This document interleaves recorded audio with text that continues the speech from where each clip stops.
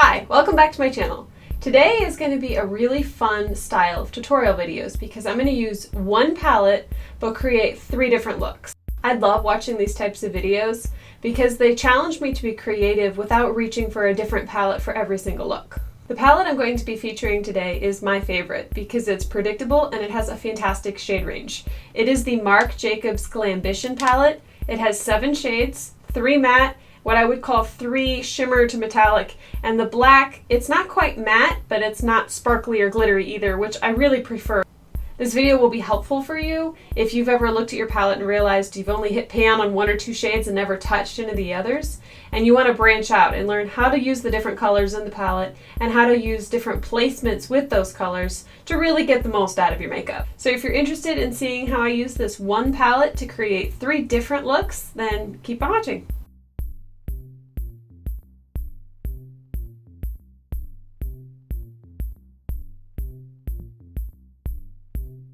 This look is what I would call a wearable daytime smoky eye. I start with the color Infamous, which is a light matte brown to create dimension and shape without adding a lot of color to begin with. You don't have to be super precise as you're just laying the groundwork for the rest of the shape of the eye.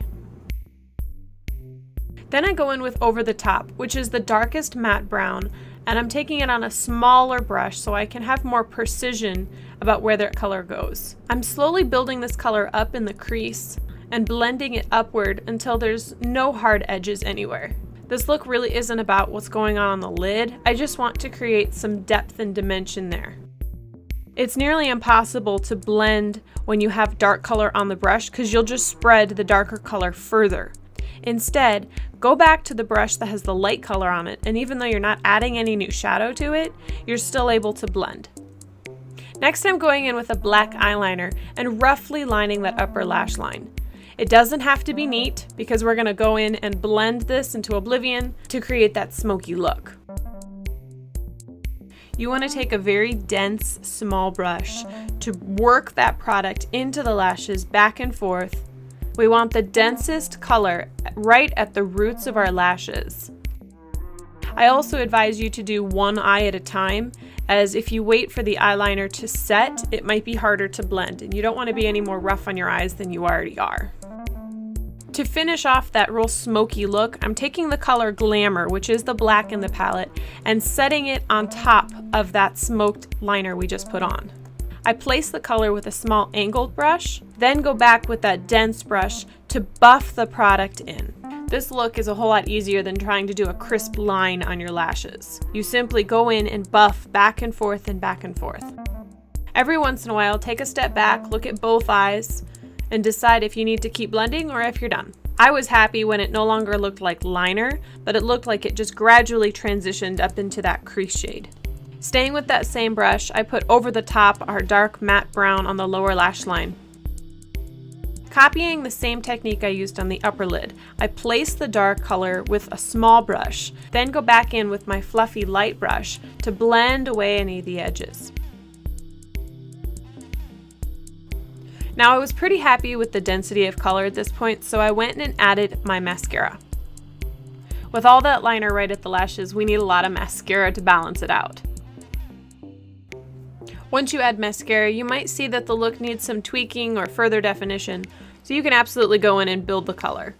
It's easier to add than it is to remove if you've overdone it. Next, I go back in with that eyeliner and I tightline the inner rim of my eye. This keeps any little bits of skin from shining through and makes the look finished. To be honest, I was going for a natural look until about halfway through filming this. I had forgotten how pigmented these shadows are, and I went in a little too heavy-handed, but I got the smoky look instead. You could wear any lip with a smoky eye, but I didn't want it to compete too much here, so I went with a pinky peach.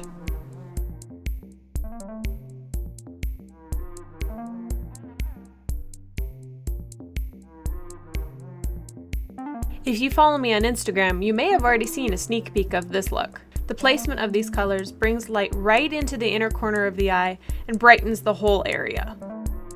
Taking the shade Infamous, I lay the groundwork for the outer portion of this eye look. Most of the pizzazz is going to be on the lid, but I still want everything to transition seamlessly.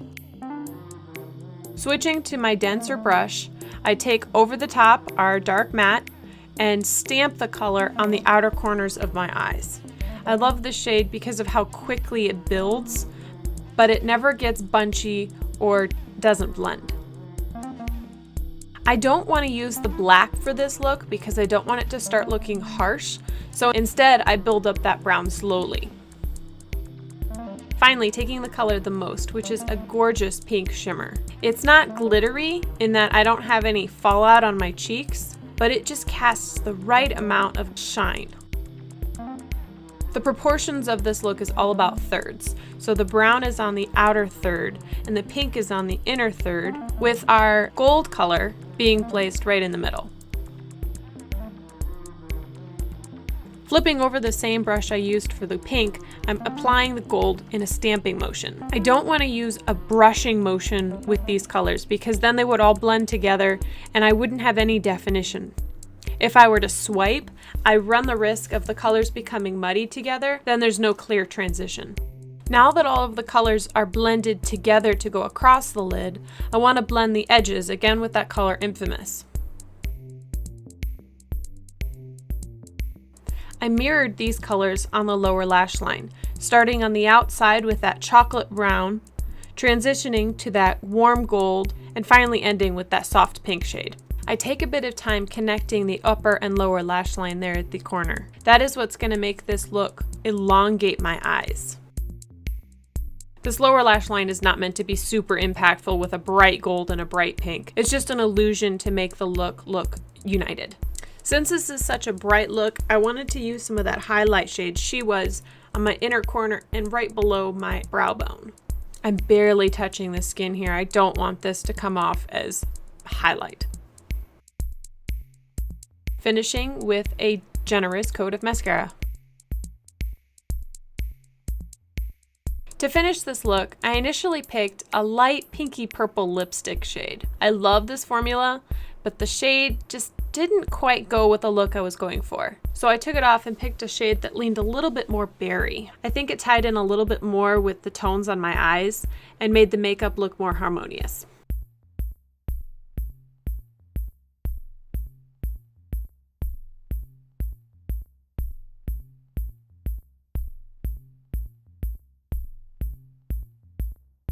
You still with me? Here we are on look number 3.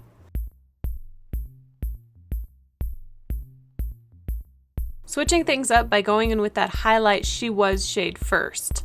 This is the type of eye makeup that looks a mess until it's finished. Even right before I put on mascara, I thought this footage may have been done for, but as you'll see, it all turns out in the end.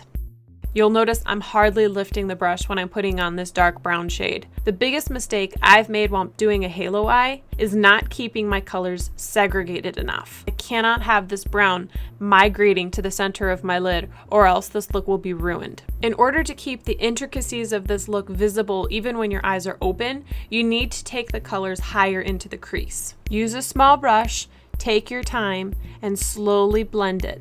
If you try to use a brush that's too big or you try to go too fast, this look won't work. Especially when working on this inner corner, it's important to not lose your cool. After creating these crazy looking pillars on the inner and outer corner of your eye, you're ready to go in with your gold. You're going to pat this shade right to the center of the lid and blend it softly onto the brown. If you tried to place the light color first and blend the dark onto it, you'll take the dark too far. But blending the gold on top of the brown as a lighter shade, if you blend too far, you probably won't see it. Start by placing the dark and then blend the light on top. The shade Seeking in this palette leans a little bit gray, which makes it perfect to blend these edges. I don't want to use something too warm and make it look like the gold is blurred, but I don't want to use something too dark and make it look like the brown is overtaking the gold. I've already done my transitional blending between the brown, the gold, and the brown again. This is to blend all of the edges to make the look softer. I wanted the gold to pop more against the darker shades, so I added dimension with that black shade on top of the brown. I'm not taking the shade as high up or as far in because I've already done that preliminary blending.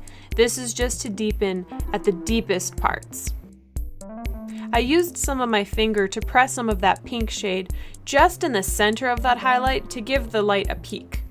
I find the lower lash line a little bit easier to do when it comes to a halo eye because you don't have to think about how far down you're bringing the color to see it when the eyes are open. You will always see this bit, but you want to make sure that the color is placed and blended well. I'm leaving in a longer clip of blending here. I want you to see every frame of blending and not just snap to the end when it looks perfect. If your blending brush is picking up too much of that dark color and not just blending it, just brush it off on a cloth and finish blending. Have I talked about how pretty this gold shade is yet? It applies so easily. Despite being packed full of shimmer, it is very creamy and the longevity on it is incredible.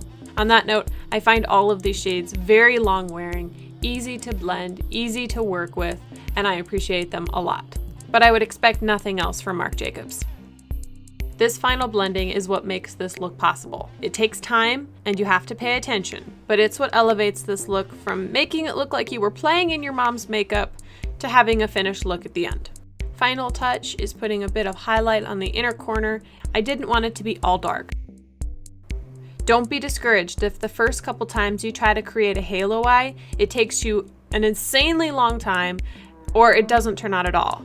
This look does take practice, so don't make this a look you're trying for the first time right before your big date. I have done that.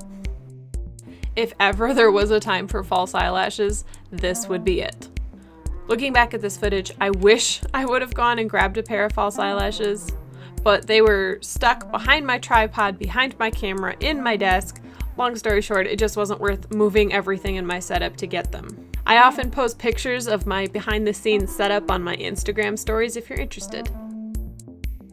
This eye is such a strong statement, I didn't want a lip that would compete at all. So I went in with a nude lip liner to create definition with my lips and topped it off with a tinted lip balm that has a little bit of shine.